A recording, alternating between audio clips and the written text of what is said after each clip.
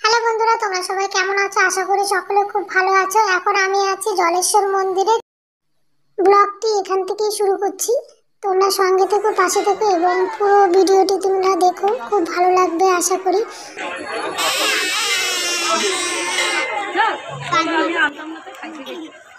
এখানে বাচ্চাদের খেলনাগুলো দেখে ছোট্টবেলার কথা মনে পড়ে গেল। মেলার মধ্যে এসেই প্রথমে আমি নিয়েছি ভুট্টা, তারপর খেলাম পাপড়ি চাট, তারপর ফুচকা খেয়েছি, তারপর খেয়েছি পাপড়। পাপড়টা খেতে খেতে পুরো মেলাটা ঘুরে দেখেছি। আমার একদম চিন্তা ভাবনা ছিল না যে মেলার ব্লগটি করব, কিন্তু না করে পারলাম না। এমন কিছু মেলাতে দেখলাম যে ভিডিওটি না করে আমিও পারলাম না।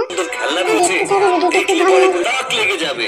আসলে মন্ডল ভ্যারাইটিসের সামনে তোমরা কে কে জলেশ্বরের মেলায় গিয়েছো আর কে কে যাওনি অবশ্যই কমেন্ট করে জানিও। আর যদি না গিয়ে থাকো তাড়াতাড়ি গিয়ে ঘুরে এসো।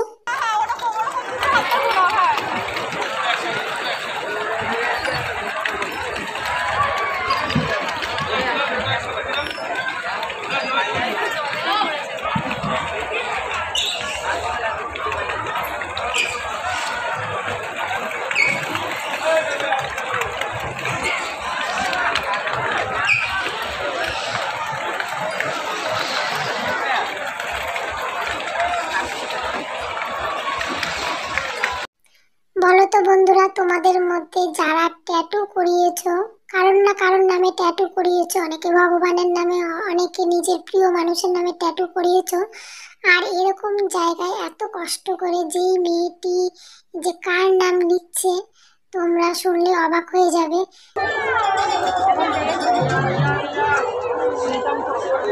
আর আজকাল এই বয়সে এই মেয়েটার যে চিন্তা ভাবনাটা কতটা সুন্দর। আর অনেকেই খারাপ ভাবছিল যে কার নাম লিখছে, অনেকেই আলোচনা করছিল, না পেরে আমি জিজ্ঞাসা করে নিলাম যে এটা কার নাম লেখা হচ্ছে। তখনই মেয়েটি বলল।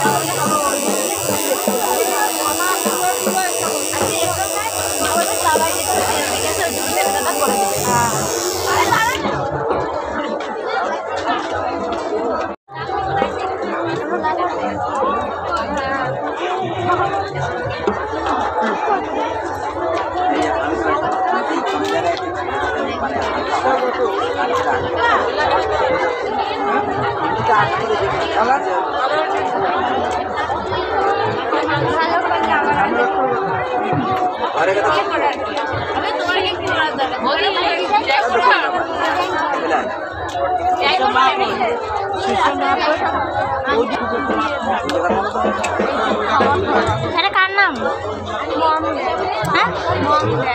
মা বাবা, ঠিক আছে।